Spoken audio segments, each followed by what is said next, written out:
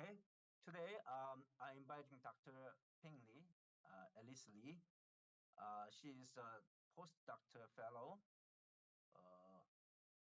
School of Management at Beijing Institute of Technology, Beijing, China. She's received her doctoral degree in management science and engineering from Beijing Institute of Technology. It's a similar as KAIST school, Beijing Institute of Technology, China. She is the Administration Affairs Manager, co-founder of China Smart Tourism Research Center, CSRC. Oh, great. And her research interests include tourism management and digital health and user behavior. And she's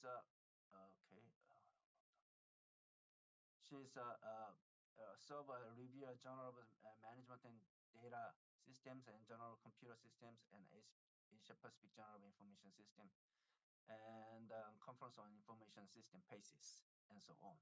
Okay, please welcome Dr. Ping Li, Alice Li. Okay, it's your stage. Yeah.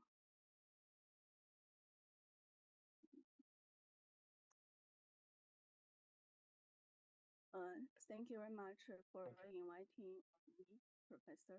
And first of all,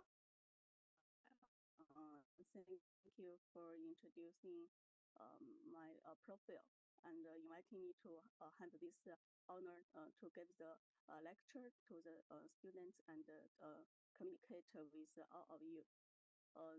So today I'm going to introduce the China's technology development, and the title is From Functional Innovation to Experimental Upgrade. So before going to the start, and I'd like to talk a little bit more about my self-introduction.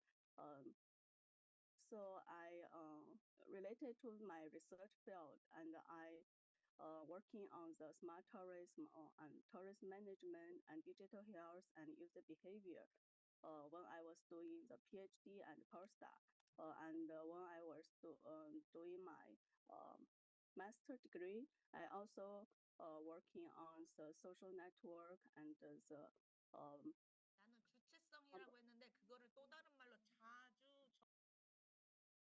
sorry. And I also working on the company innovation development.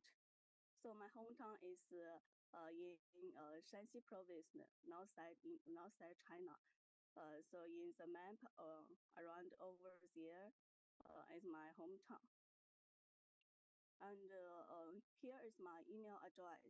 So if you have any questions about the smart tourism research and digital health research, or you have any other questions about China, then you can contact to me by using my email address. Okay, thank you very much. This is my self-introduction. Then today I'm going to introduce the China's technology development from these 4 aspects. First of all, I'd like to introduce the technology development history overview of China. And after that, I'm going to introduce the localization practice of functional innovation in China. The third part is paradigm revolution of experimental upgrading in China. And the last part is I want to talk a little bit more about the tourism and IT development in China nowadays.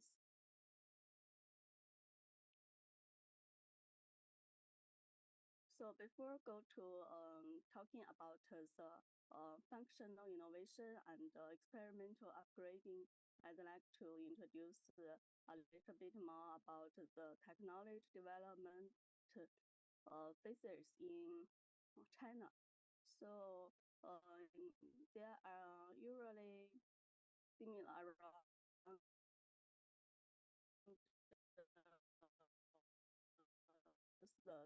there has interrelated and spiral upward.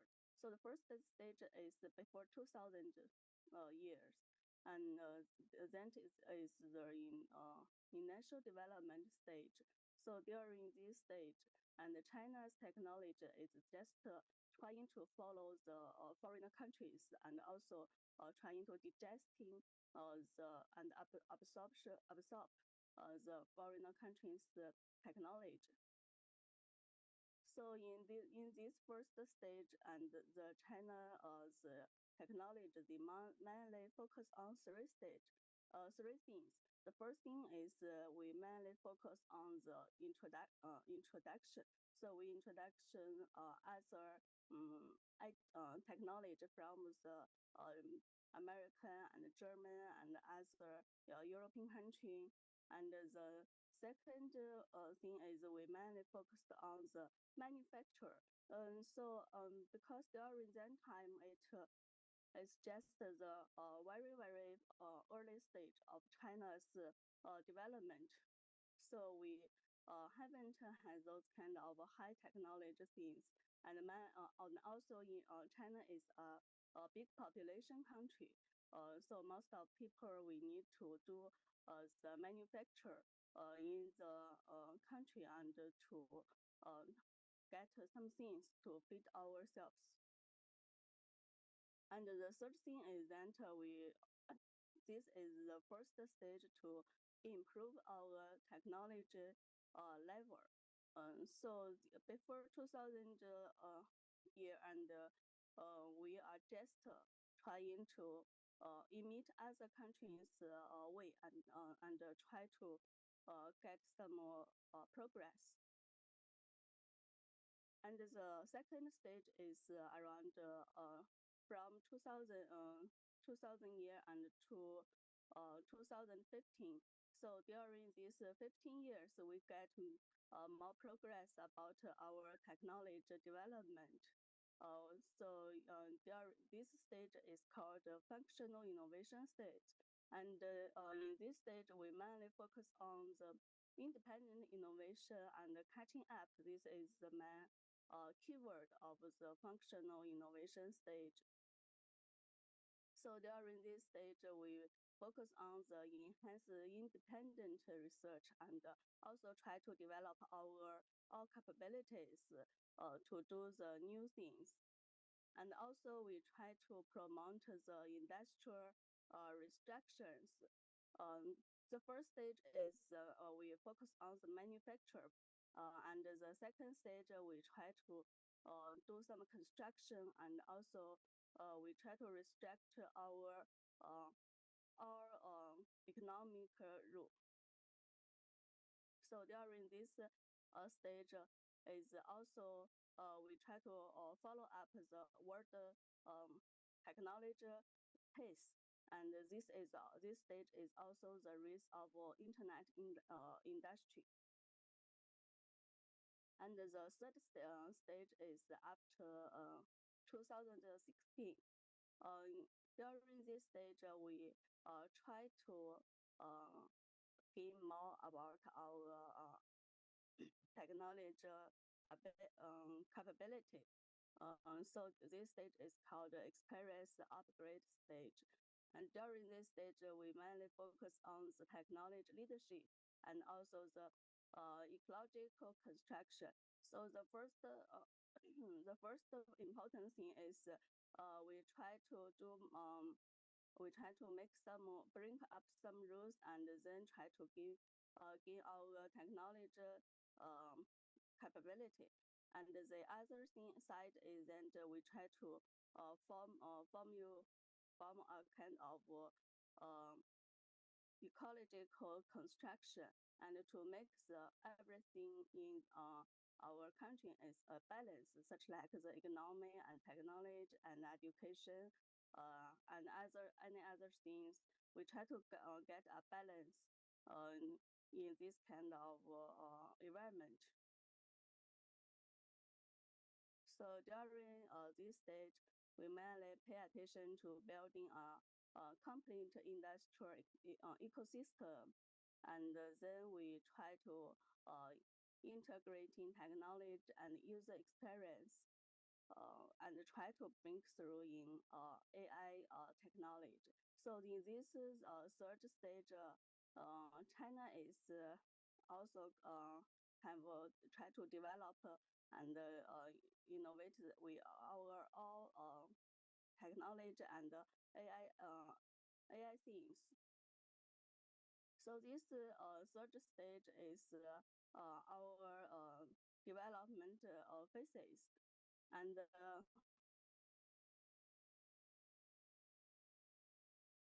how about the tourism development in China? So the development of tourism, well, I also try to divide it into three stages. The first stage is the initial exploration stage. So in this, during this stage, it's before 19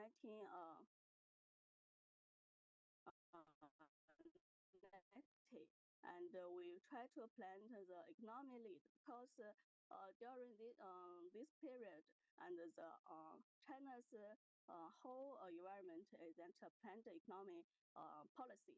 So we followed this kind of policy and everything we try to plan, and also when we try to develop our economy.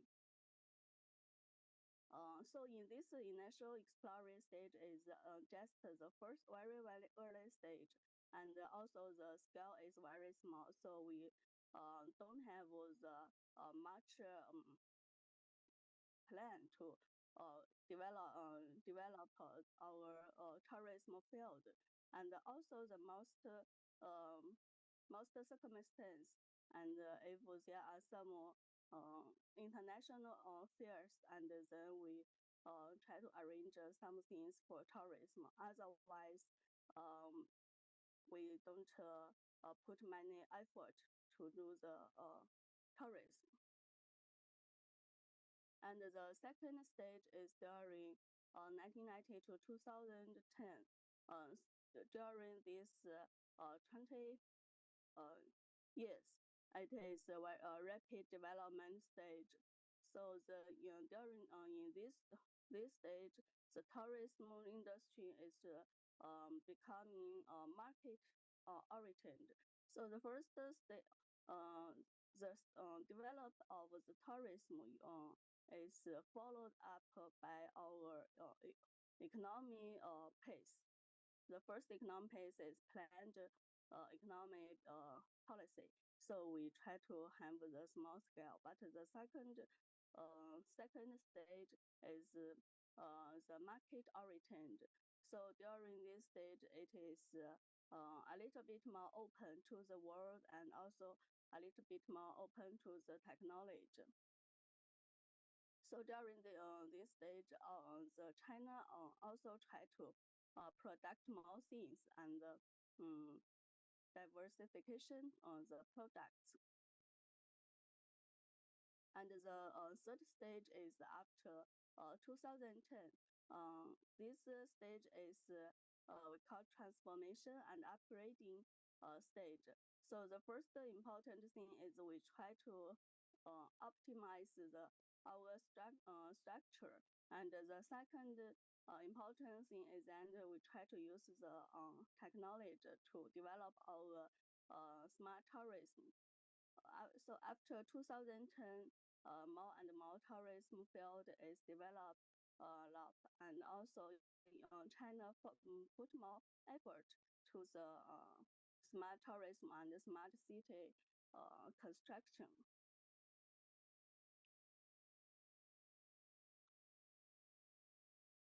So the first part is try to introduce the China's technology development phases and the tourism field.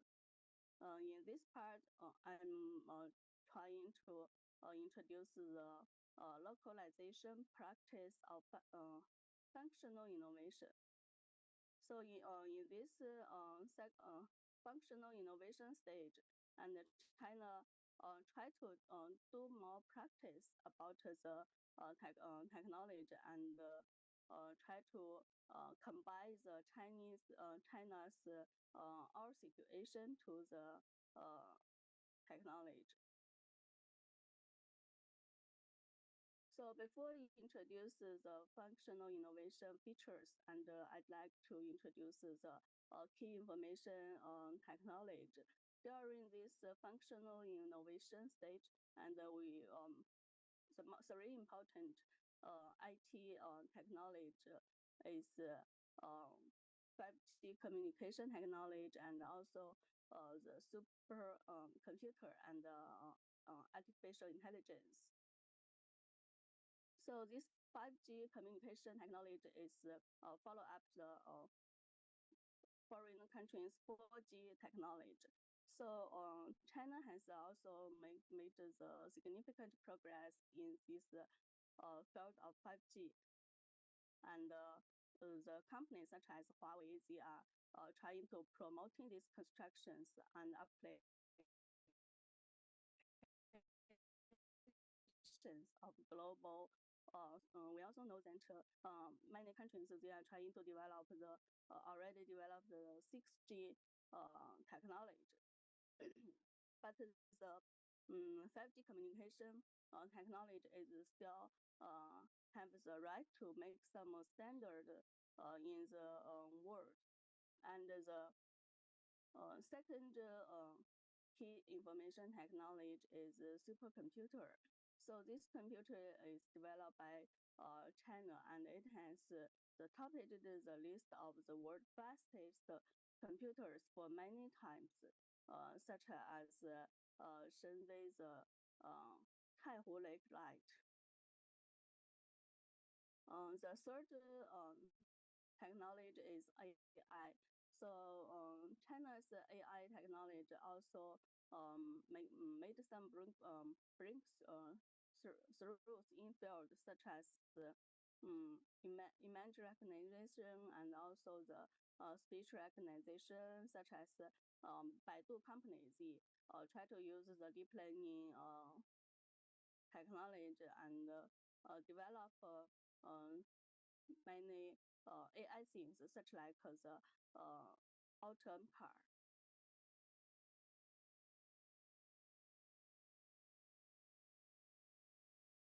So why China has developed this kind of new technology? What is the more important factors to make China to get this kind of new upgrade of the technology?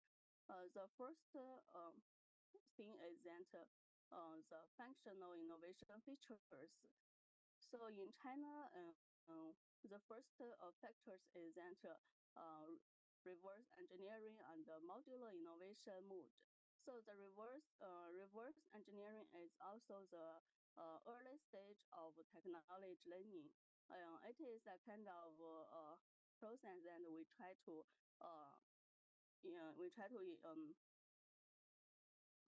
get the foreign countries' technology, and then we check how they develop this kind of high technology things, and try to understand their design and structure and materials and working method. So in this stage, we don't know what kind of the process they made. We just get the result, and then we use this kind of result, go back to check the reason and how they get this kind of progress. So this kind of way is also called reverse engineering. So the core objective is to derive the process from the result, just like what I introduced. There is a good example is China's high-speed train. So the high-speed train in the early stage, we don't know how to do it, and we have no idea. We don't have those IT people to can design this kind of good things. And then we try to use the other foreign countries high-speed real technology, and then we try to learn how they make it, and we try to check their design principles, and we try to check their structure and working method, and then after that, and we use the modular innovation. So it is a kind of systems that we try to complex systems into this kind of multiple relatively independent modules. So we try to optimize or the redesign each module to improve our overall performance or functionality of the system. And during this stage, we put the innovation into the technology. And the main purpose is to reduce this kind of research and development cost and time. So after we learn how to use this kind of technology, and China, we also make our high-speed real technology development, such like this Fuxinghao. It is nowadays it is very popular in China, and everywhere we use this high-speed rail to make the transportation success. So this is the first reason that yes, Alice, Professor. I just Yes. curiosity, if we take that train from Beijing to Yeah. Tibet, Lhasa, is it possible to connection from Beijing to Lhasa? Yes. We have the special high-speed rail from Beijing to Tibet. Tibet. How long takes time from Beijing to Tibet? It takes more than 15 hours. More than 15 hours by high-speed train. Have you been to that place? Yeah, but it's still yeah. Huh?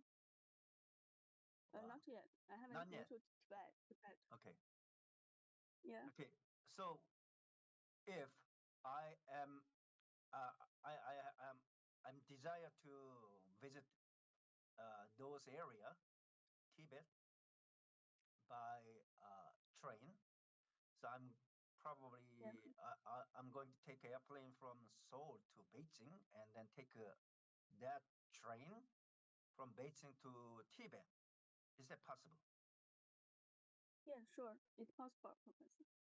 Okay. Can you help me to go there? Sure. Okay, good. No problem. So and please, I also want to go. China is a huge country, and is a huge country and all the Asian cities here and there. I would like to explore something important historical site and city like Chengdu and where is it? Xi'an and Tibet and sort of the big old traditional city and ancient the capital city. So which is by train. Is it safely we can go there by train and then explore that the destination and uh, so when is the most available season if I want to go to Tibet? I think summer is much better because Tibet, it's a high mountains. So if we go there in spring or winter, it is very cold. Very But cold. in summer, yeah, summer is better, but not that very hot. Because if a very hot holiday, we go there, and they also have some X-ray. But if I go to the summer, there's a huge numbers of visitors and tourists rushing to that area. There's too many people who are there, isn't it? I don't think so, and we don't need to choose. We'd better not choose those kind of summer vacation. Chinese university holiday. Just escape from that, it's better. I see. Then we can avoid Such from like that national holiday sort of things. better, and also the Tibet is not like those kind of other cities. So if people want to go there, and they also need to prepare those kind of oxygen and also other equipment. So I think compared to other place, and Tibet, the tourists not that many. I download the Alipay in my smartphone, and I can book that train through the Alipay. Oh yeah, Okay. that's good. Yes. Okay. Can you use your passport to book? Okay, I see. Professor? So from a distance like in Seoul, I can be able to book those train by Alipay, which I download in my smartphone. Everything is connected, and the payment system is automatically processed. And just thing is, I don't quite understand the Chinese language. That's it.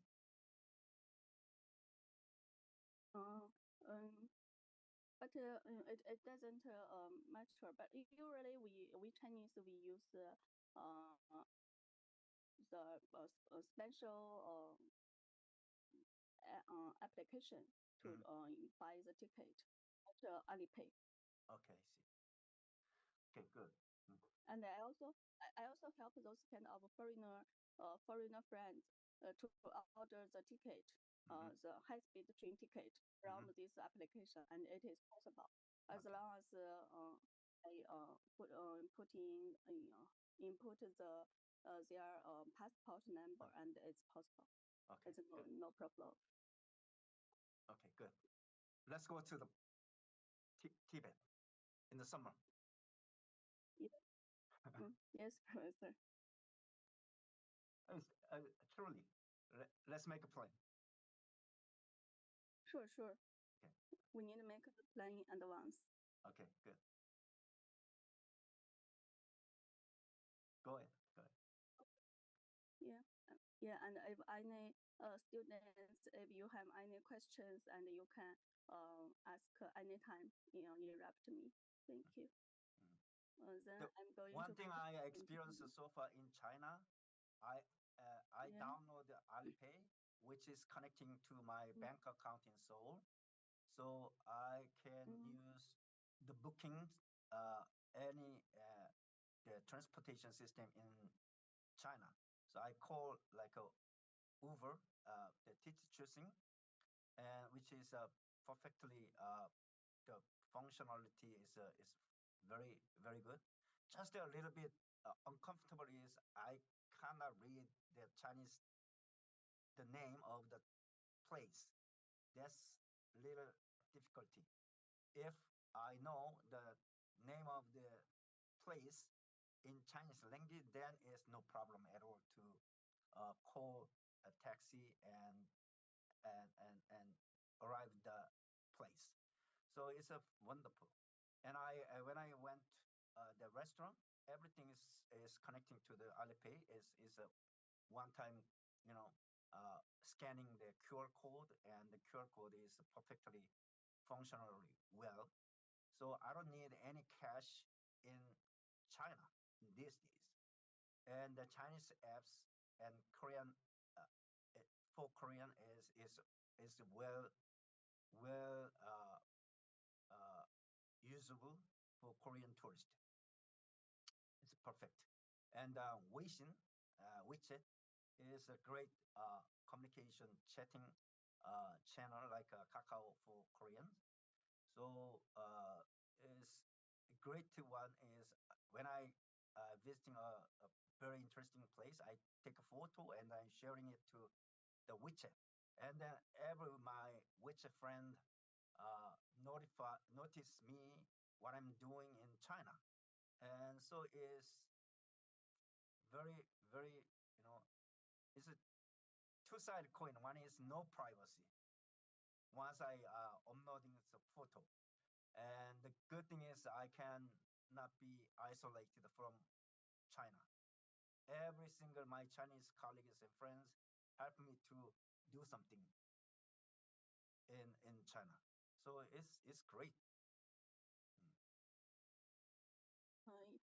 Yes, Professor. Nowadays in China, we use WeChat Mm. to communication. Previously, we also use QQ, and Mm-hmm. it is also a communications social media software. Um, but it is media. But after several years and after we have the WeChat, because Mm. WeChat is simple and also it's easy to communicate. Mm. But QQ they have a lot of function. The function is too many. So it is not that simple to communicate. And then after several years, and it also broke down. So Mm. nowadays, most of us we just use WeChat. But when I was young and before when I was entering the university, I always use QQ.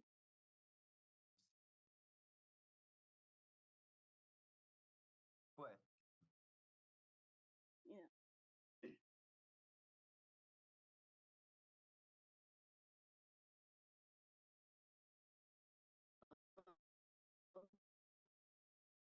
Okay, so the first have the functional innovation. The first feature is reverse engineering and modular innovation. And the second feature is the progressive innovation guided by cost control. Because on the basis of the existing technology or the products, gradually reduce cost, improve our performance, or enhance this kind of competitiveness through the continuous small improvement and optimization. So the second stage we focus on to reduce our cost to develop the new things. So there are three important factors. The first factor is automation transformation. So we try to introducing the robot to replace the manufacturer labor and reduce the labor cost. But during this stage, the robot is like manufacturer robot. So it's focused on the working and not that flexible than nowadays robot. And also the second important lean production. So by reducing the waste, and we try to optimize the supply chain and to management our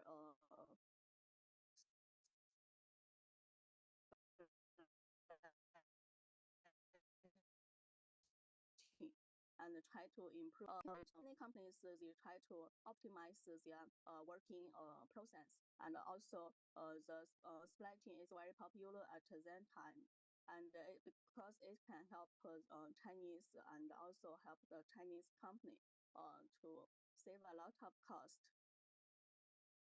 And the third important thing is modular design.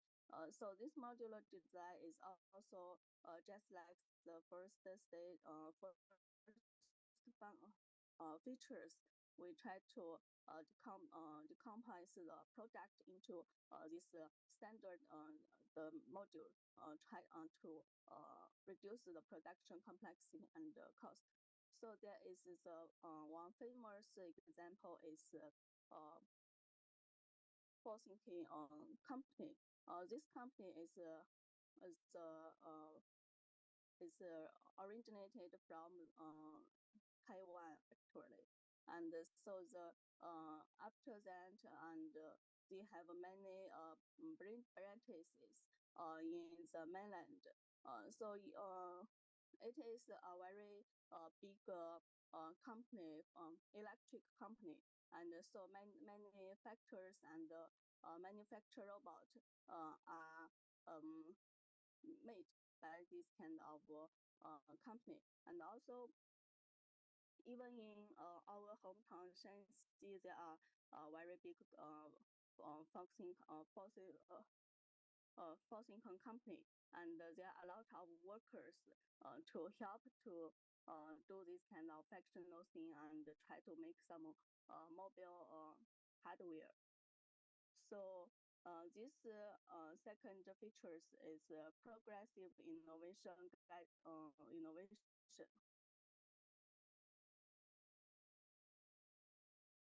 And besides, we also try to do this kind of differentiation strategy. So the first important strategy is the Chinese policy driven. During that period, and also the government is realized the developing technology is a very important thing, and they try to formula different policy framework which can encourage innovations and support those high-tech companies, try to help them to stand out in this kind of global technology wave. So the first strategy is top-level design and strategic planning. So in China, if the government they make some new policy on the announcement, and then that means this kind of announcement or policy is quite serious in the society, and every department they try to follow the new policy and try to implement it. So there are three famous strategies related to the policy. The first policy is innovation-driven development strategy. So this policy is proposed in 2016, and to make this technology innovation the core driving force of our national development. And the second policy is Made in China 2025. So this policy is also trying to promote the transformation of the manufacturer toward this intelligent and also the green industries, because at that time our government and this thing in China's environment protection is quite important. So they also included this green consumption and green industries.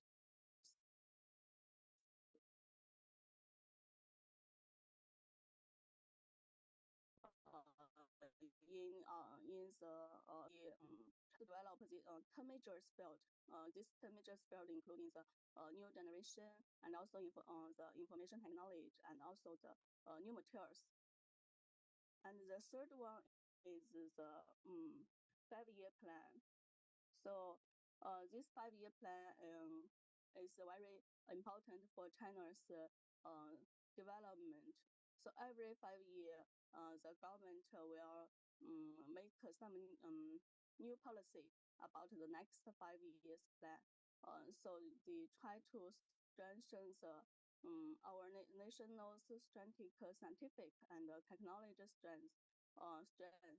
So it's mainly focused on these cutting-edge fields such as the AI and quantum information, and also integrated circuits, also including the health and life. So here is the some Blue Book. So Blue Book in China is also such like those kind of man policy information. So we just follow the Chinese policy and to make the this kind of book to give some of the guideline to the company and to the also other institution, and then they can follow this kind of policy.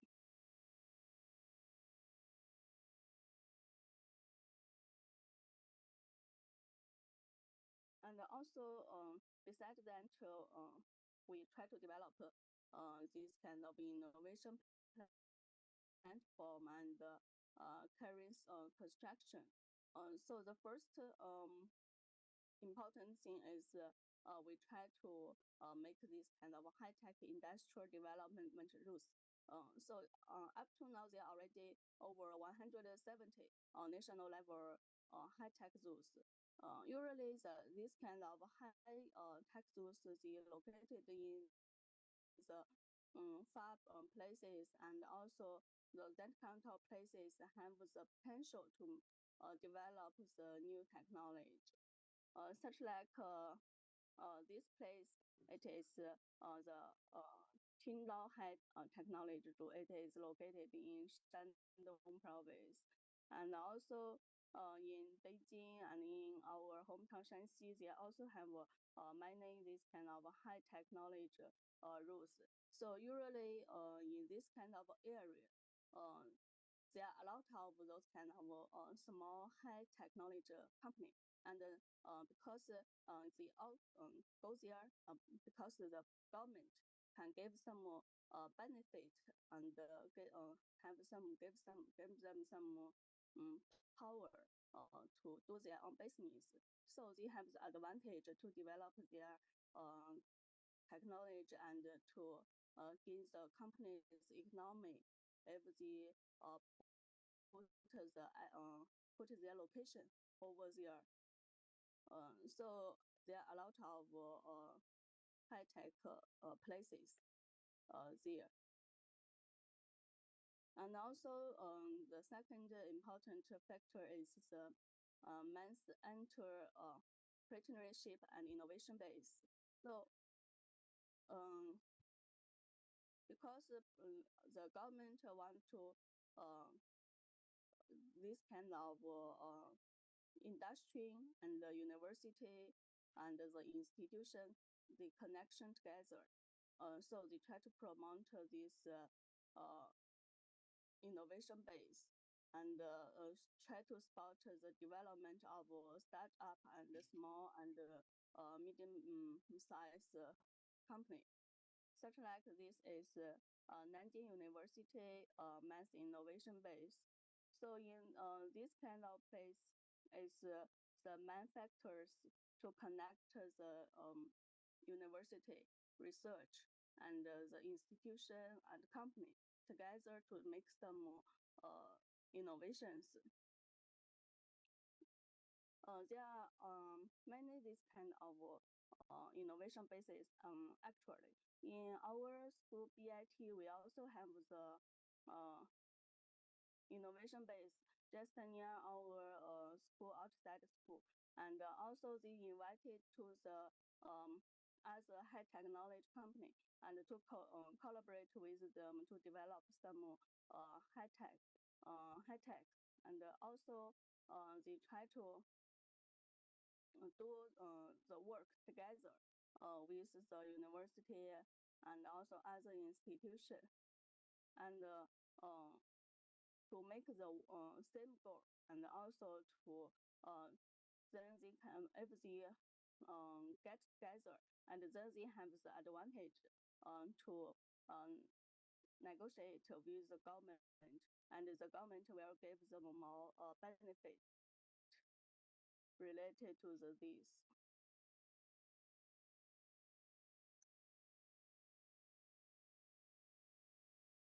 the third important strategy is human capital investment. After after 2015, and actually we already have a lot of this kind of talent plan, such like in China we have this Southern Talent Plan, and the main purpose is we want to introduce those high-level talents from the overseas, including scientists and engineering, and also the companies. So usually for this kind of talent and all this kind of high education people from the overseas, and they have more benefit than the people who just have the education in China. So even in the research field, if some such like if some PhD student, if they went to the outside and to make some postdoc, and also if they finish their master degree and then they go outside to get their PhD degree, and then when they come back, they will have more benefit, and they have a higher salary than the student who just stay in China for the PhD or for the postdoc. And also the second key mechanism is talent incentive mechanism. This mechanism is mainly to enhance their motivation to do the innovation, and they also try to give some incentives, and also distribute the benefits from this kind of transformation to scientists, and also other if some other professors or the researchers we got the technology achievement, and then Chinese government they will give more benefit to the actually, and nowadays some province they do this kind of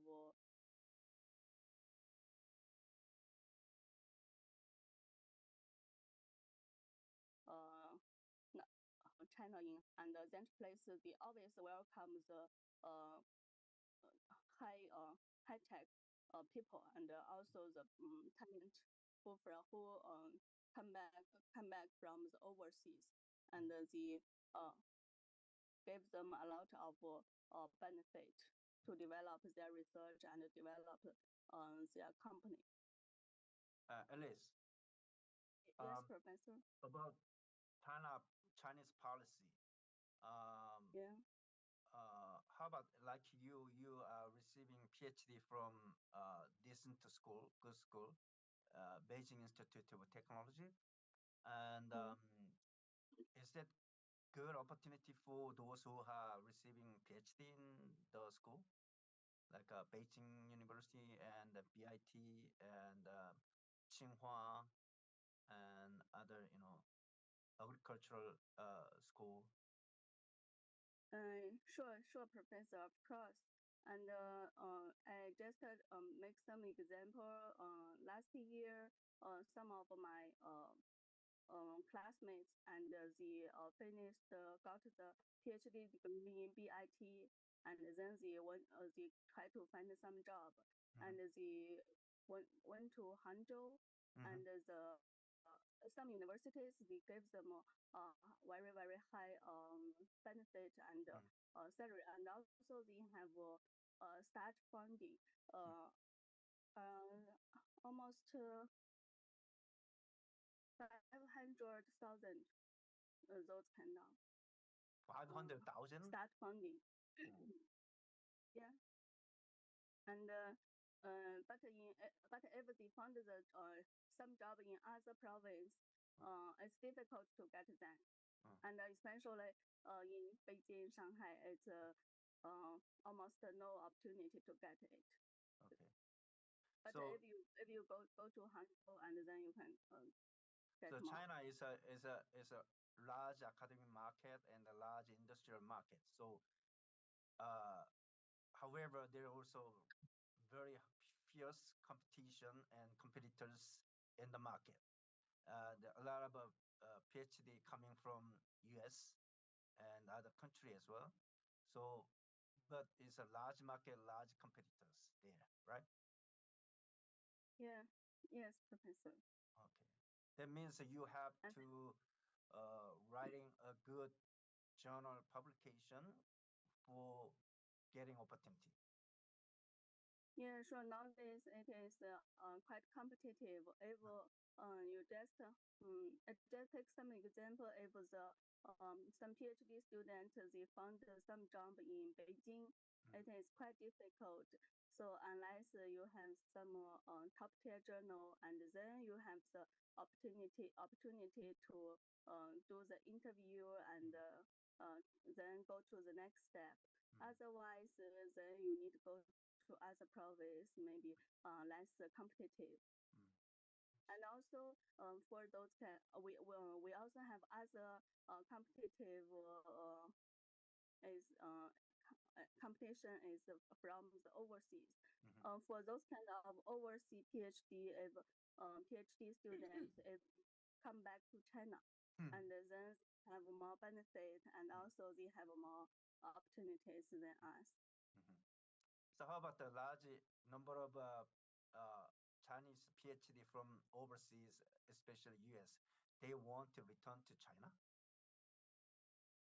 Mm, I think half of them, Half of them.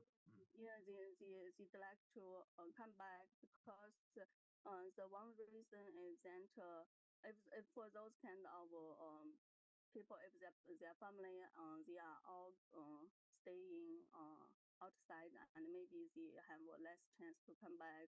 But for others who have the family and also those kind of relatives, maybe they want to come back to China. This is the first reason, and the second reason is also the benefit, because if they come back China and they have more advantage than us, and then the government will put more effort to them, so they'd like to come back.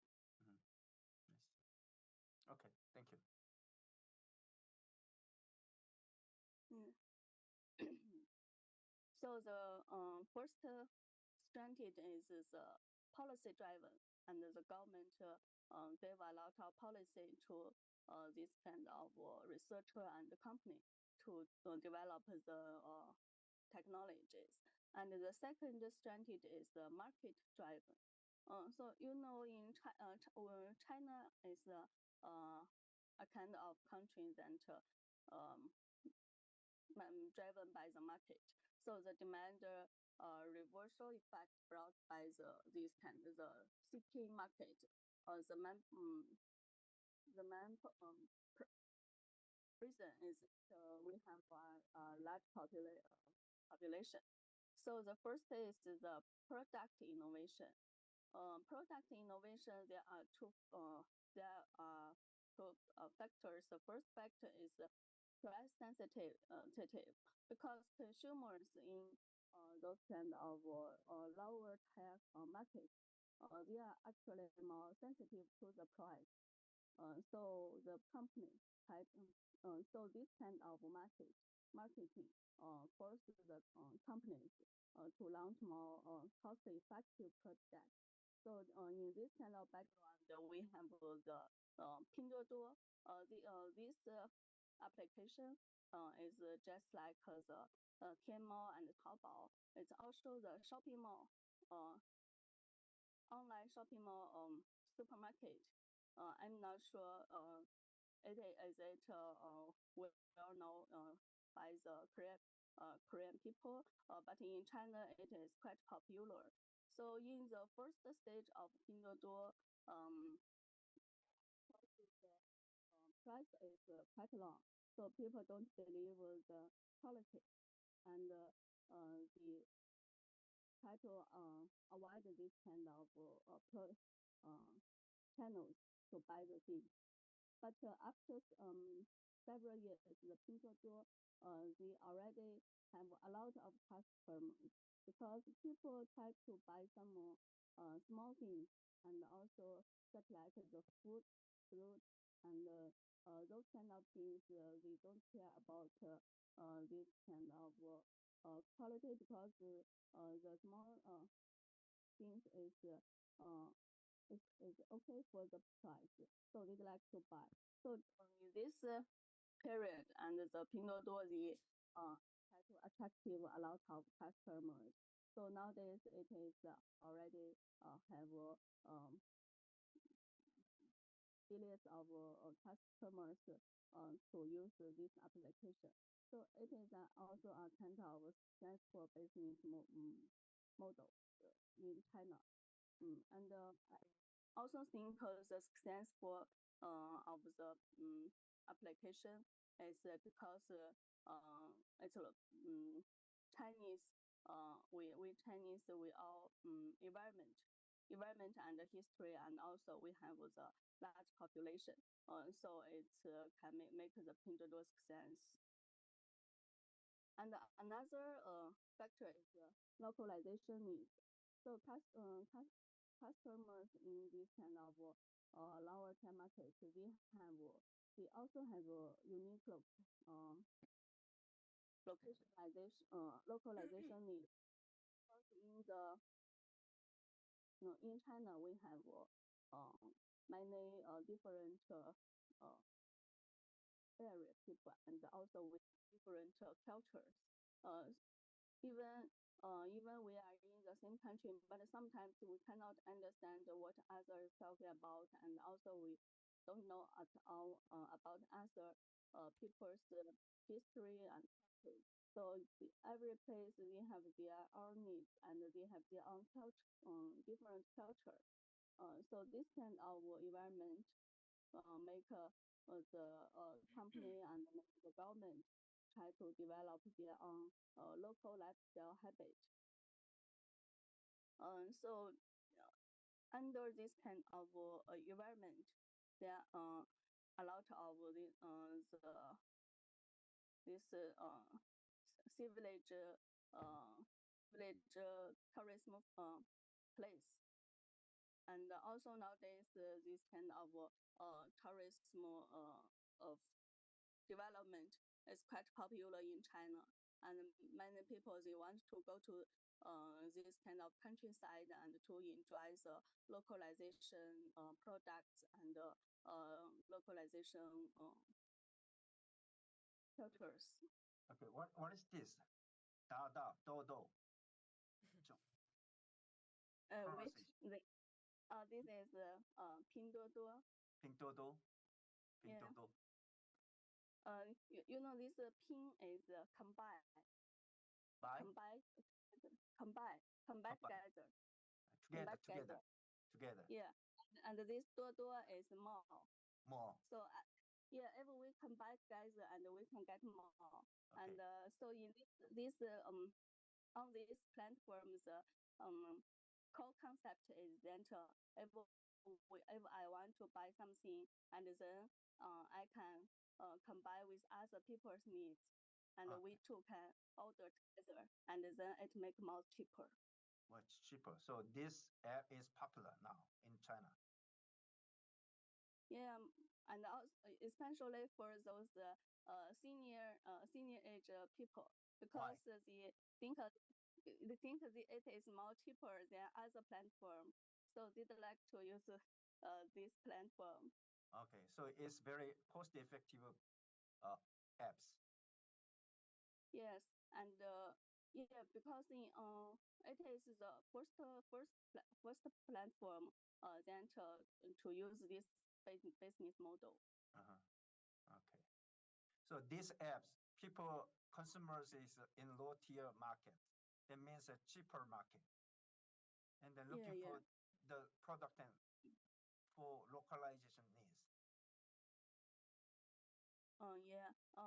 This is just for those people. They are living in the far places, and also in their places, and the economic condition is not that very good. But they also have their own cultures and histories, so they also have their own needs. Okay, thank you.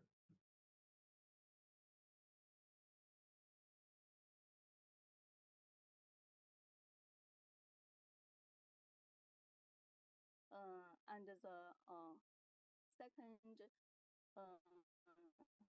market-driven strategy is service model innovation.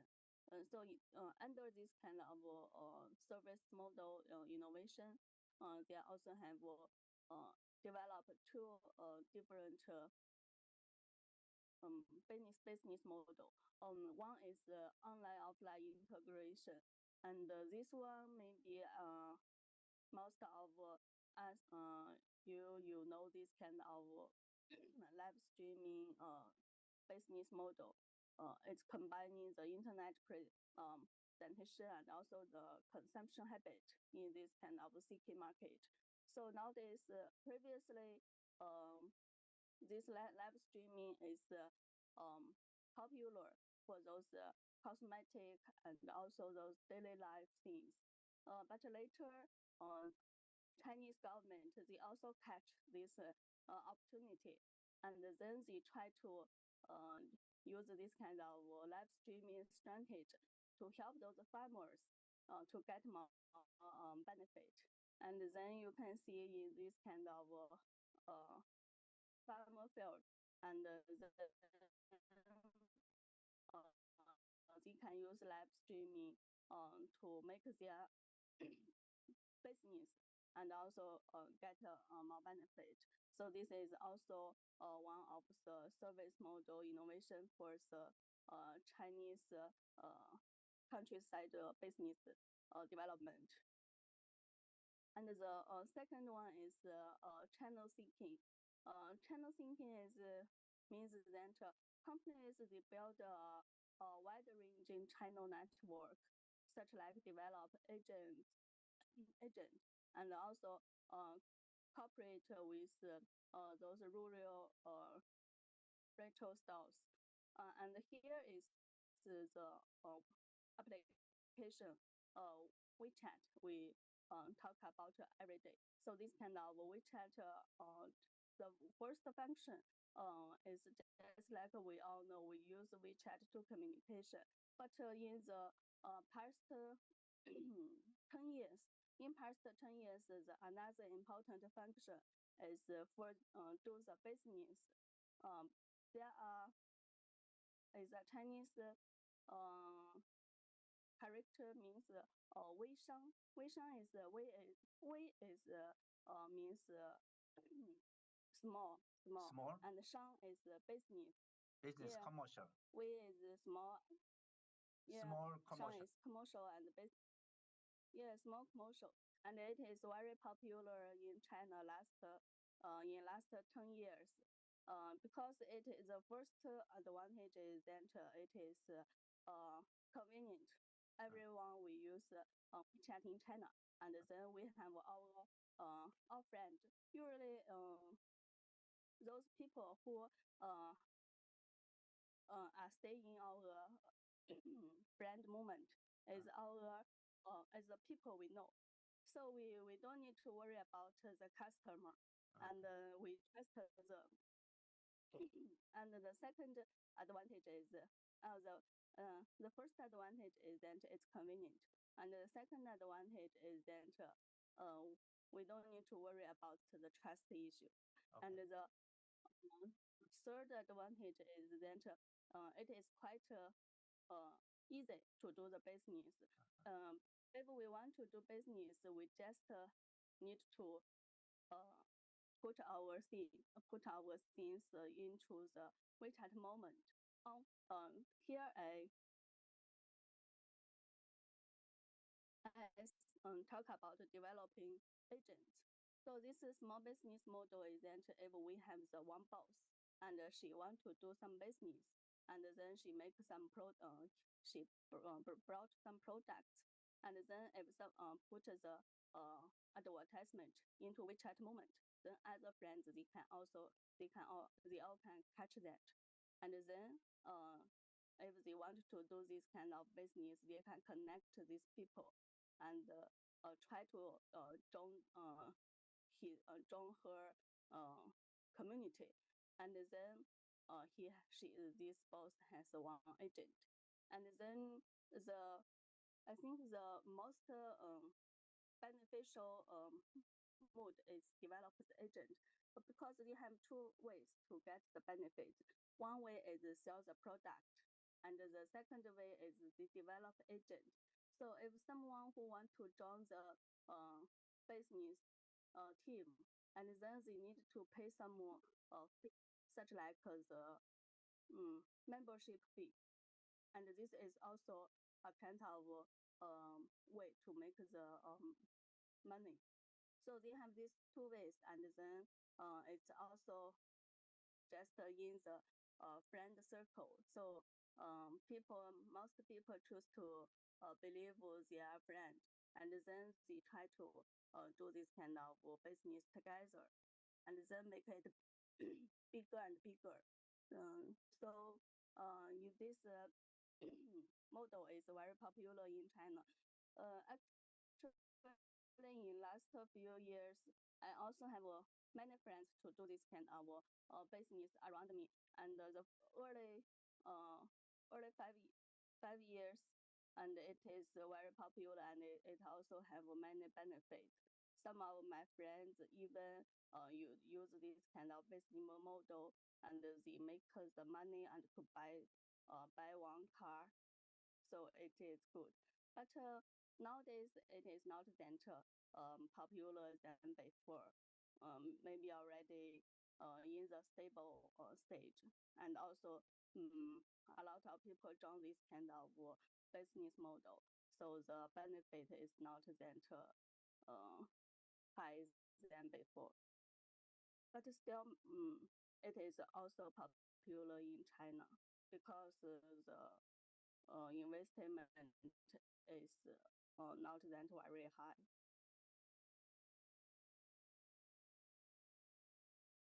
And the third market-driven factor is technological innovation. So this is talk about technology things. The first thing is the mobile internet popularity. So this is talking about the high penetration rate of mobile internet lead to the birth of mobile payment and short video. So in China nowadays we use the WeChat Pay and Alipay most, because this two way is popular, and also it's convenient for us. But after these two application, later we also the government and the bank, they also try to develop a third way, is then digital payment. And then if you want to use that digital payment, then you need to download the application. And then if someone transfer the money to you, you cannot take out the money, and then you just can use that application to spend your money. So that means the digital payment, because you never can take out. But I think because these two, this WeChat Pay and Alipay is already very popular. So the digital payment is not that famous in China. So most of us we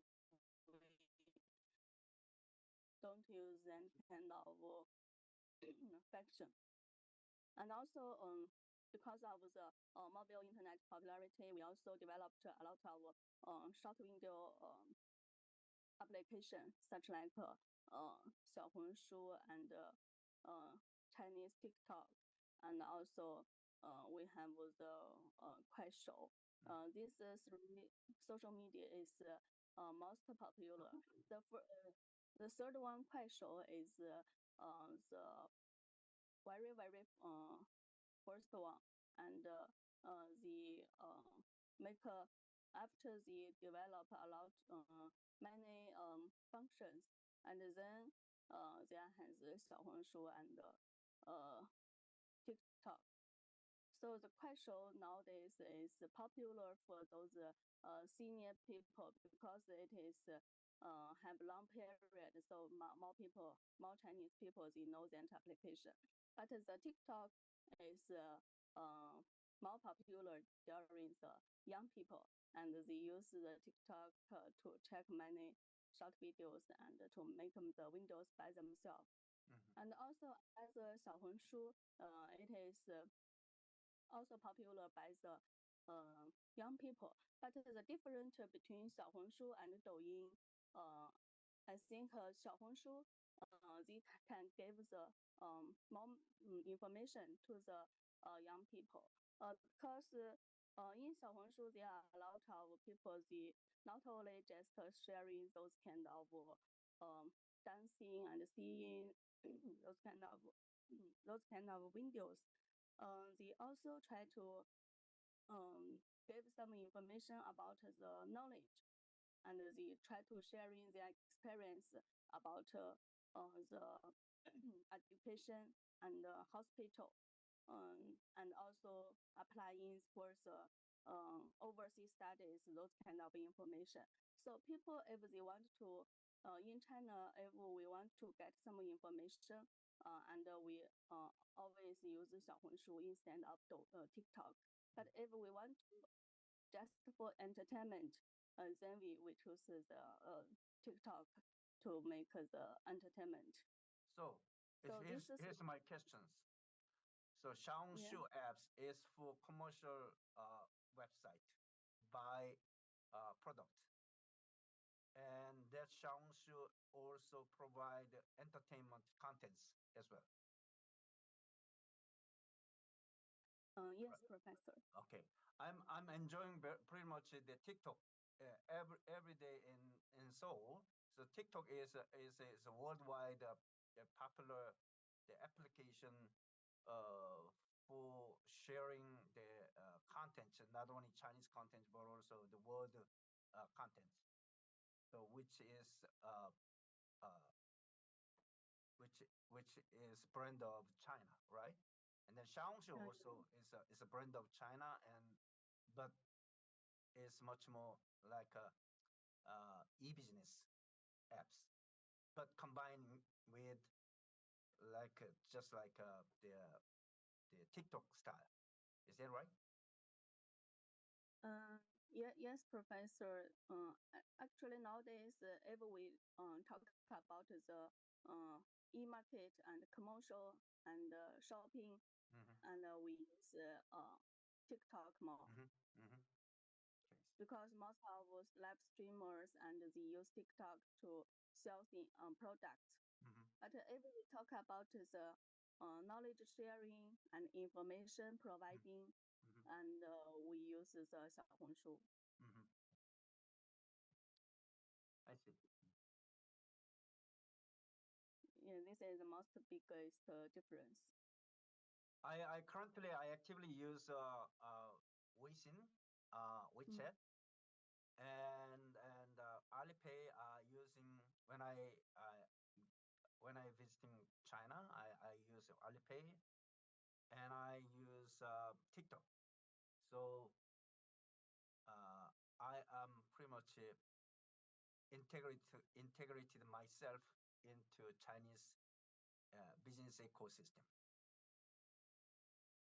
That's great. And then if you have this kind of application and you are familiar with it, then almost most of problem are solved already. You know what? Why I inviting you and that I'm asking you to introduce the China situation for our students. Actually, China is a huge country, just very next to my country. It's an hour distance by airplane, and but it's a good opportunity for Koreans. We are between China and global. So we concurrently using YouTube and Facebook and the global Google Maps, Google ecosystem. But however, in mainland Chinese consumers cannot access to global applications comparing to Korea. So if we can be able to access the Chinese ecosystems somewhat, then is Koreans can be able to access both sides together and mutually understanding both sides together, which is a great opportunity for uh, who are understanding Chinese ecosystem and global ecosystem. Such like me, I'm currently using Kakao Talks, Weixin Talks, and other global talks. So it is a great, position only for Koreans. Yes, Professor, and I think it's better we can use both two countries application. And Yes. I also previously downloaded the Kakao Talk, Mhm. and need to connect the VPN, and Mhm. then the Kakao Talk is also a great application, because when I check the application and I found we also can use send email, use Mhm. Kakao Talk, Mhm. Professor. Mhm. So it has more function than WeChat, Mhm. because in WeChat we just can send the message, and then we cannot send the email, and the function is limited. But Mhm. when I look through the Kakao Talk, we also can receive and send the email. I think that is quite important function, especially for our researcher. Yes, yes. Mei Ti and I share Hanyu to understand Chinese language.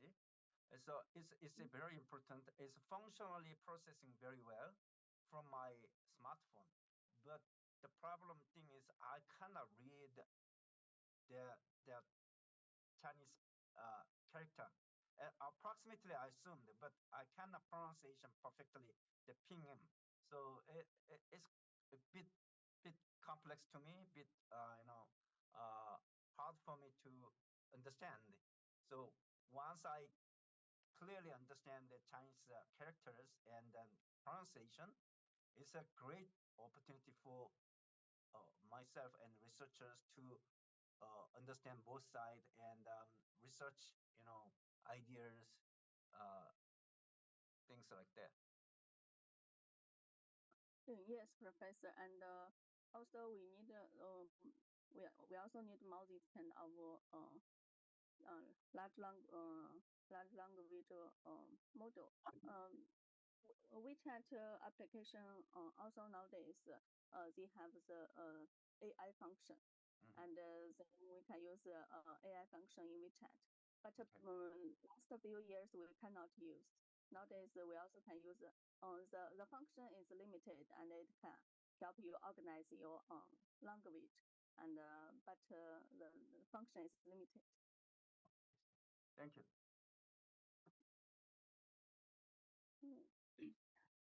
So and besides the mobile internet popularity, and here we also try to develop this digital transformation.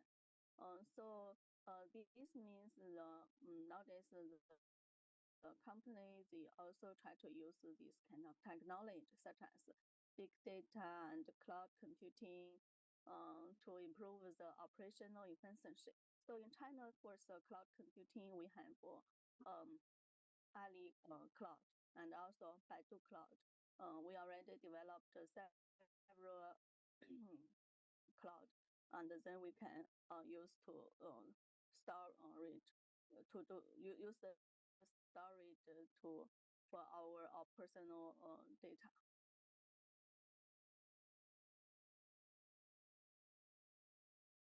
So the to I try to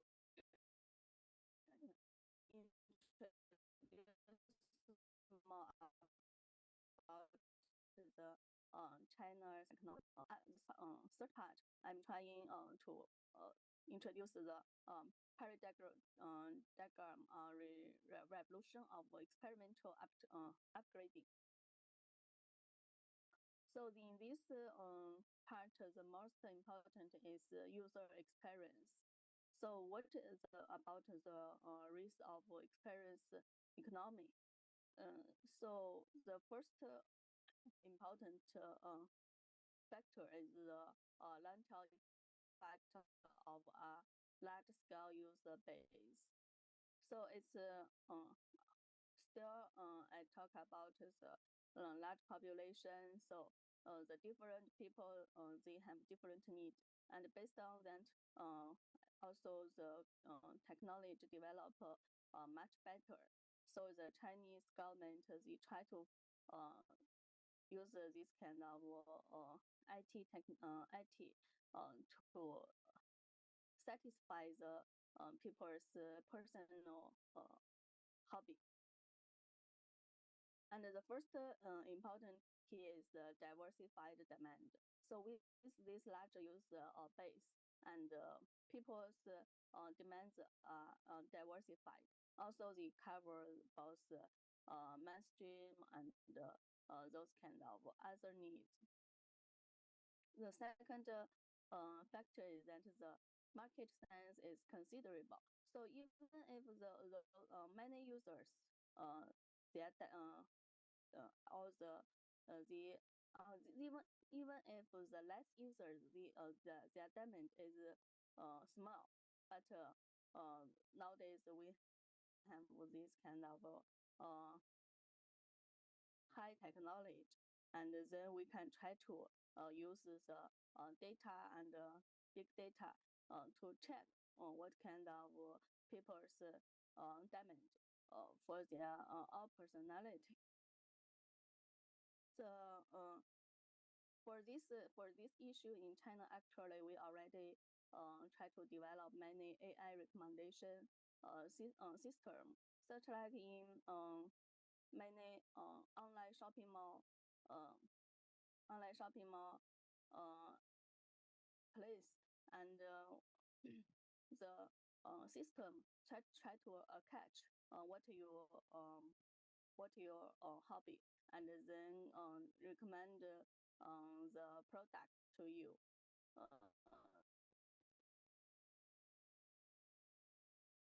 But nowadays, we just talk about some products with our friends, but the mobile phones they can catch that impact, and then they try to after we open up the application, and we can see that they try to recommend something related to what we talked. So we already found many times that we didn't never try to open the mobile phone, and we just talk about some new things, and later when we try to use the application, and then we can catch that they try to recommend the things we need. So nowadays it seems our life already being supervised by this kind of machines. And also in the Chinese version of TikTok of Chinese version, the system they have their own algorithm to do this kind of business. So last few weeks, and I heard one friend his research field is game theory and those algorithm. And then he said, if we want to do some business in TikTok, it is not that easy, because the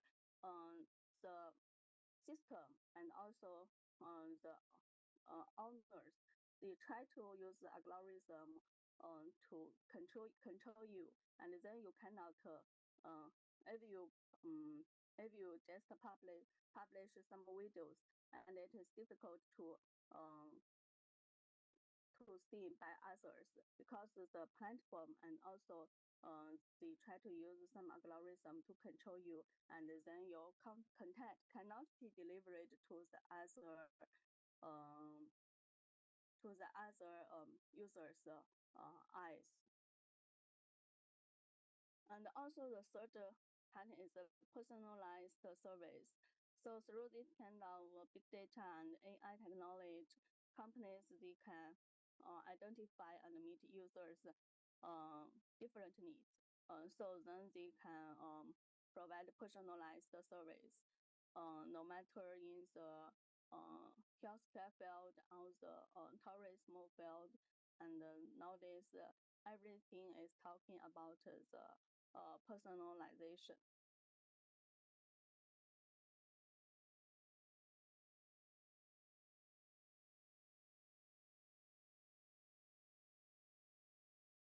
And also,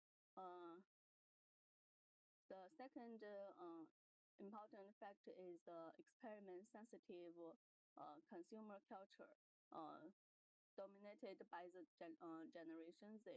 So nowadays, it's not the one phenomenon in China. It in also in some other countries and the world. Because in this kind of generation, they focus on more because the environment already full of AI and technology, so they focus on their experience rather than the ownership. And also, every young people, they have their own mobile phone, and then they can use this application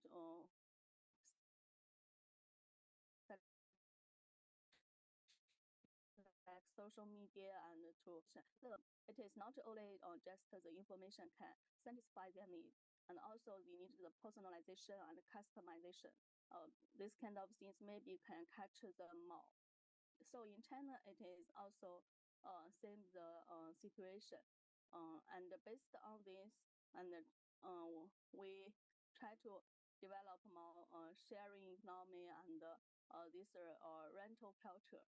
So in China nowadays, especially for the transportation, we use the sharing bicycle and sharing e-bicycle, and also sharing car.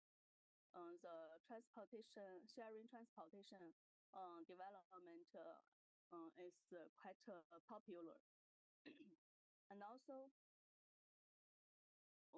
we try to integrating the virtual and the reality.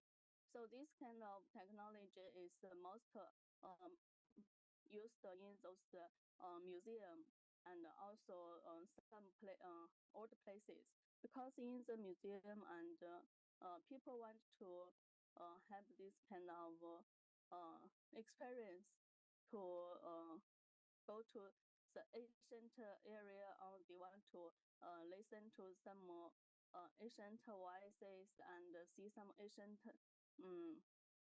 places.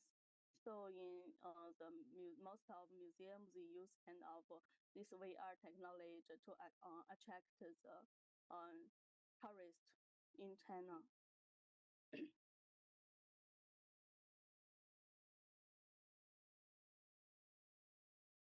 And the second reason is the institutional innovation provides this experimental spaces. The first one is the application of regulatory sandbox mechanism in the field of financial technology. This sandbox mechanism usually use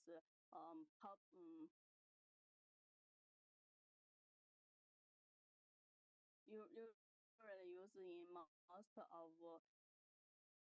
financial field, like we want to evaluate the fairness and equality and transparency of AI algorithm in field, and then we use this kind of technology. And also if we want to try to check the safety and compliance of the experimental shared travel platform, we use this kind of mechanism.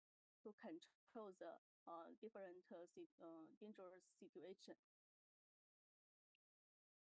And also, if we nowadays, because in China, actually we people don't care more about their privacy. And also another side is that if we want to use some application, we must choose agreeing the platform's policy. So that means we must need agree that they collect our data and then we can continue to use. So it maybe causes the privacy issue to for us. And this kind of sandbox mechanism can help the company to evaluate the user data protection. And then people can also no need to worry about their data.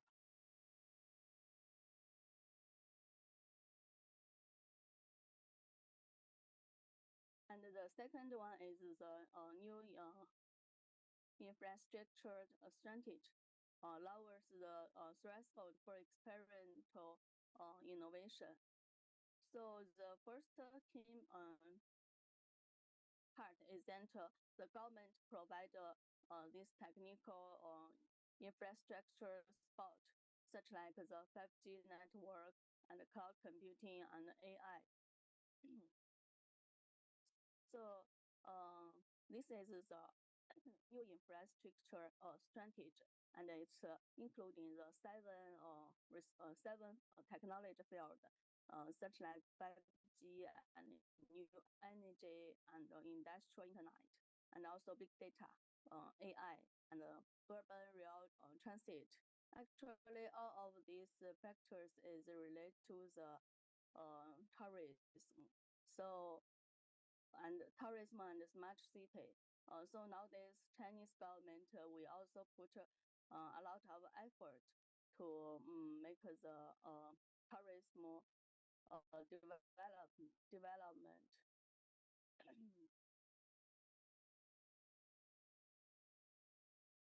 And the third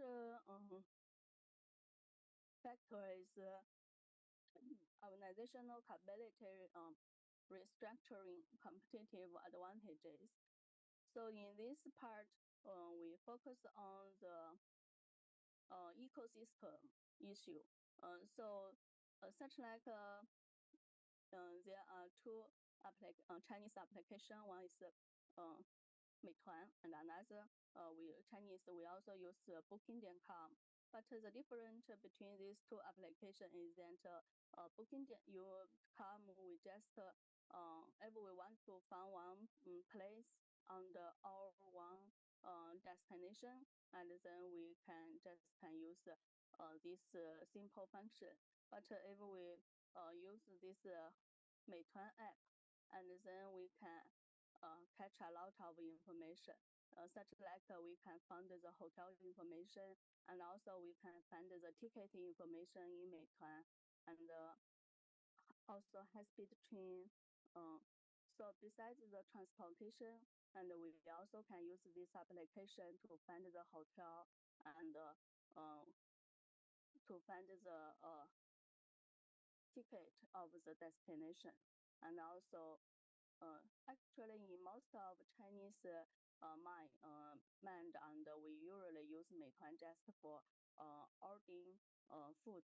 But nowadays, Meituan applications, they already developed a lot of functions, and also they combine these functions together, make it in one application to make this service ecosystem and make people are more convenient to traveling. So you can use this application do a lot of things, and also you can use this application to renting the car and making the visa, and also renting the money from the application. Okay, Alice. So Alice. Yes. Through my experience Alipay in China, these functions is processing very well. I know that. But problem to me is I can't read this keyword. This keyword I cannot understand it, so I it's hardly to understand what I had to do and what I have to next processing. So that's why I think I need to learn Chinese character. Uh, Not even, you know, I know there is English version, but just this English, even though they say English version, English is not slightly information they are showing, but deep information is still Chinese characters. That's my problem. So, what do you think? And or maybe you can use another mobile phone, and every time when you check this kind of information, try to use some Yes, as a large translator. language, yeah, translator, and use another mobile phone to translator Yeah, yes, to that's check. right. That's right. Anyway, uh, that's my difficulty in this moment when I use the Chinese the apps. Or make some note, make some note in your mobile phone, and especially in this kind of I application. see. It's good.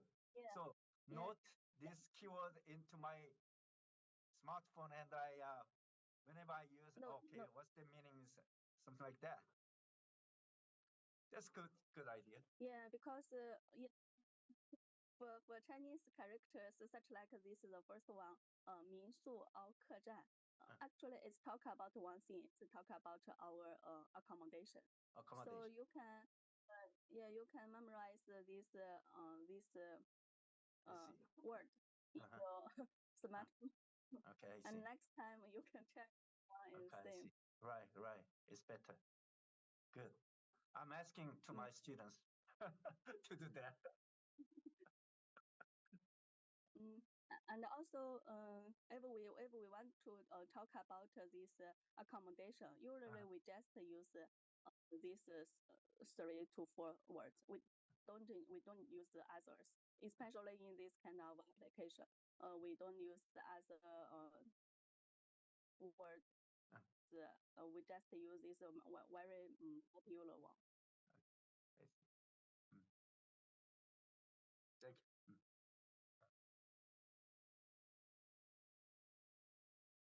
Yeah. So when talking about the service ecosystem, and except that Meituan example, I also want to introduce this autonomous driving industry map. So in China, the government also nowadays to develop the auto car, and so uh, in this bigger market, actually, the government trying to make it together uh, from the upstreamer to the downstream, and in the upstream, we also try to make some our new technology, and then for such like the sensor and algorithm on the chip, and also besides that, we try to develop our cloud platform, such like Ali Cloud, and also Tencent Cloud, Baidu Intelligent Cloud, and Huawei Cloud. And also besides that, we try to develop our all auto driving solutions, such like we nowadays many companies, such like Baidu and Huawei, they try to develop their own auto driving solutions. So in this circumstance, and all the upstream things, the China can some companies they can develop by themselves, and then they don't need to use other countries to help to solve this kind of problem. And in the midstream, and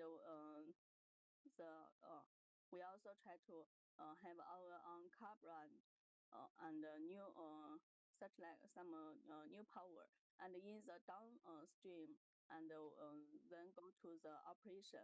So the from beginning to the end, and then we also have this kind of business marketing, and we have the experience service, and also we have this kind of D platform, then can help us to use this to use this functions. So in the whole process, and the companies they can develop from the beginning to end, including the producting and to the selling. So these are this kind of situation make the service ecosystem have cost closed loop, and then it also can save a lot of time and cost to develop the auto technology for the car field.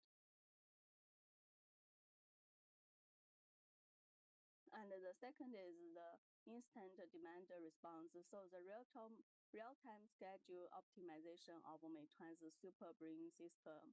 So based on this super brain system, and when customers use the platform to order things, and always the deliverer they can catch the information soon, and then give the feedback or the response to the customer, and then to help them order things faster and smoothly. So the first part is the Chinese solutions for digital content governance. The first one is the legal and regulatory system. So in China, especially nowadays, because more information technology, so more data and privacy issues. So last few years, China tried to have some security law, and such like this data security law and also internet security law to help protect the users' privacy. And also they try to make some measures for the administration of internet information service, such like they regulate the internet information service and crack down on the illegal content.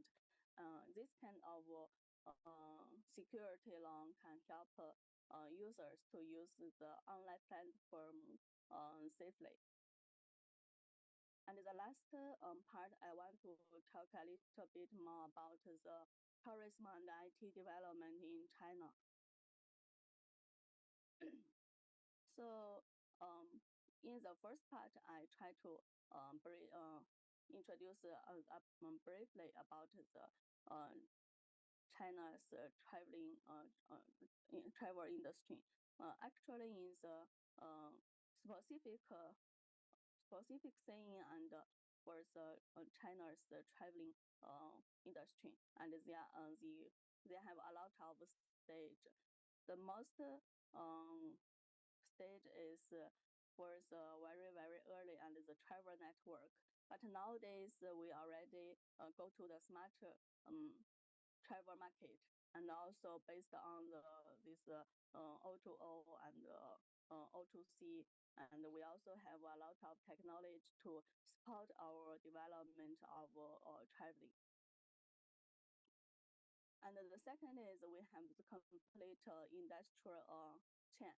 So in China's online tourism, they are already have formed a relatively completed industry chain from the upstream to the downstream, just like I introduced in the part 3. And from the transportation and hotel accommodation in the such like in Meituan app, we have all of these functions.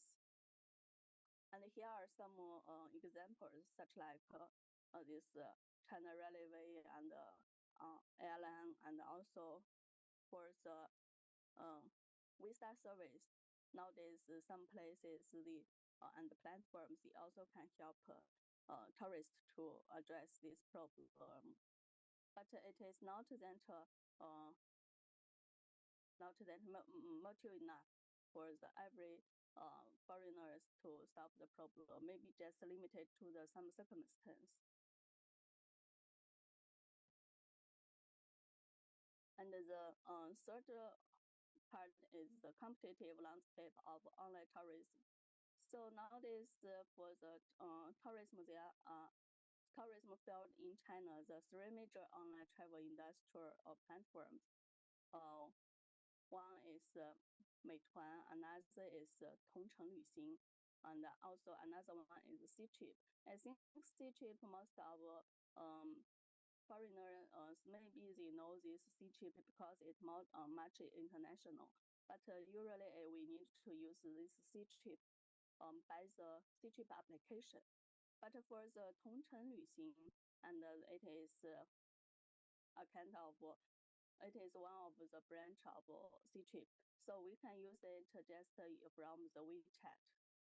So nowadays we call WeChat is a super application because we can use WeChat to use the function of minigram and to link other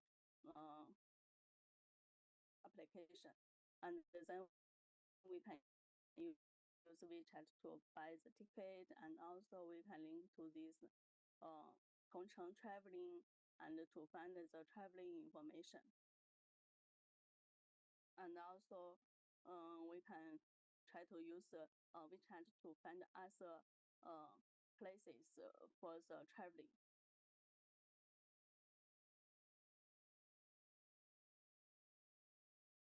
So most of these companies is controlled by the Tencent, Baidu, and Alibaba. So here is also some core business models for the Ctrip, and the core business is travel, accommodation, and vacation. And for the Meituan application, it's mainly focused on the accommodation and vacation. So for the traveling side, it is not better than the Ctrip. And also for the Tongcheng, the core business model is also travel, traveling and accommodation and vacation. So here is some comparison of online traveling platform business models in China's online travel industry. Actually, we have a lot of platforms for booking this traveling information. Some of application it have another function is that sometimes because we cannot we want to order some museum information, but sometimes it is very difficult to order it in advance. And then we can go to these kind of platforms and to buy some ticket, because there are some people they want to make some money, and so they order the ticket in advance, and then they try to sell to others. So if when you come to China to traveling, and if you want to go to somewhere you cannot book the ticket, and then you can try to use these applications to find is there any information about the place you want to go, and then there are some opportunities for you to get the ticket. And also these different platforms. They have different cost stages. So the first part is also in China nowadays, users use AI tools to assistant in travel decision making. So because of these AI tools, such I put six Chinese large language models. So nowadays, these AI tools are popular in China, and it also can help users to find some traveling information and to make some traveling decision making. So the first one is Doubao, and we can use this application to improve our sentences. It is have a better function. And also the second one and the third one is focus on the language improvement. So the last third one, and it's have a more functional in the logical development. So in China, we usually use these six AI tools to help us to make the traveling decision making if we need it. But these six applications, they can just give us the information and give us advice, but they cannot help us to order the hotel on the food. So other platforms is also quite important for us.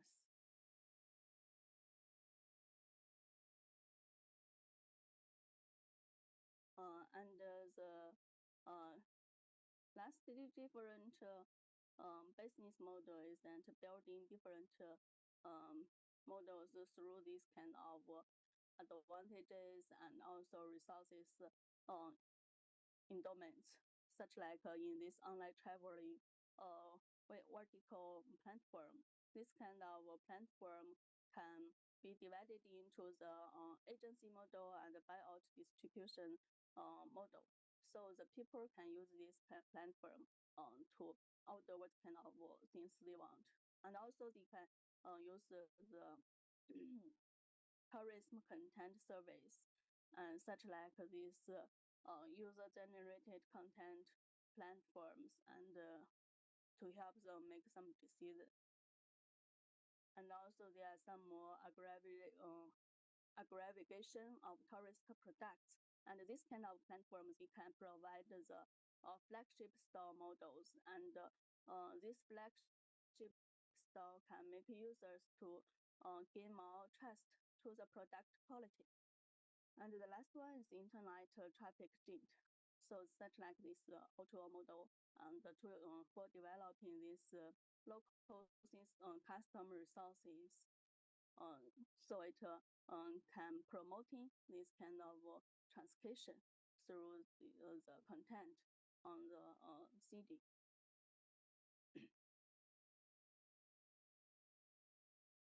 So how about the future look of the Chinese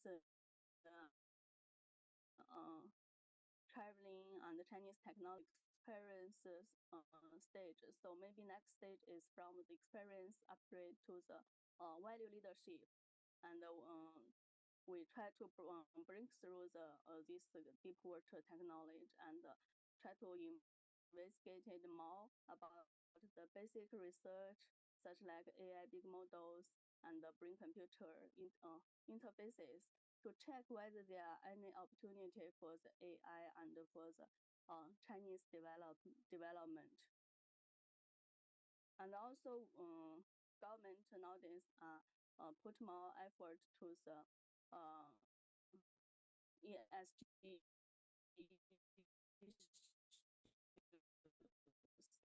and the sustainable develop model into the technology innovation, and use such like use more new energy. And also energy is quite more important topic in China, because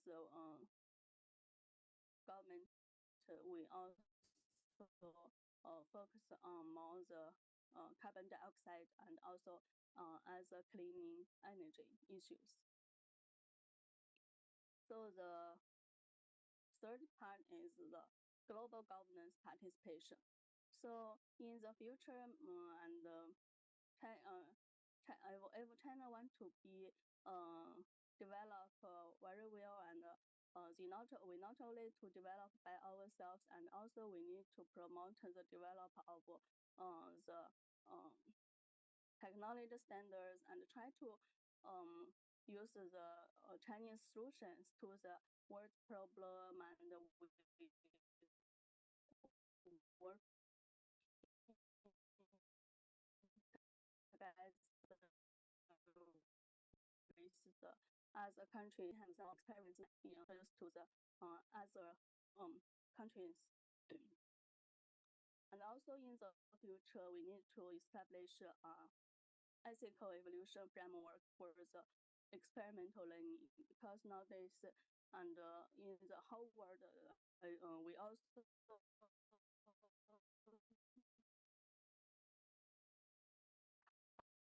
about the AI and technology. So it is an important issue in the future to working on, and also try to building an open innovation community, and to gain more opportunity for China and the world and other countries to collaborate and to make the technology more advanced. Okay, thank you very much, and that's my presentation. 谢谢你，很大。Thank you very much, Professor. Thank you very much. Just Chinese focus the industry, and Chinese focus technological solution and application.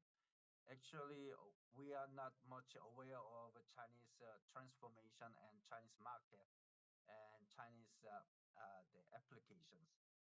But once again, South Korea is very near from China, and we have a lot of commute to and the transactions with Chinese people.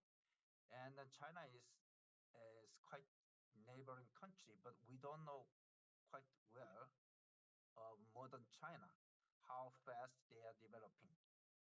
So we at this moment, definitely we need to know, and we need to understand Chinese business and market and their behavior through the tourism business and ecosystem. Hopefully, our students in this class approximately understand how the Chinese are doing in business sector and the tourism sector. Dr. Alice Lee, thank you very much. I appreciate for your the wide introduction of your country and business and application and technology. It's definitely helpful for our students, someone who can do some research on Chinese business and Chinese travelers and behavior. Okay. The last year, I wrote a paper with my Chinese students about Xiaohongshu and WeChat. It's a top ranking the download record in this time because of number of people. Probably you're writing about the WeChat, writing about the Xiaohongshu, and the paper now is in the Asia Pacific Information System (APGIS). Is great jackpot. So that's the Chinese power. Okay, thank you very much. I'm look forward to see you again soon again in the conference, and hopefully we can make a good journal paper with you. Yeah, sure, Professor. Okay. And thank you everyone to listen the presentation. And also, just I said, if you have any questions about the research and also about the China, if you want to know about more, please send me email. Okay. I'd like to. Okay. Thank you very much. Thank you all. See you next week. Thank you. Time is up.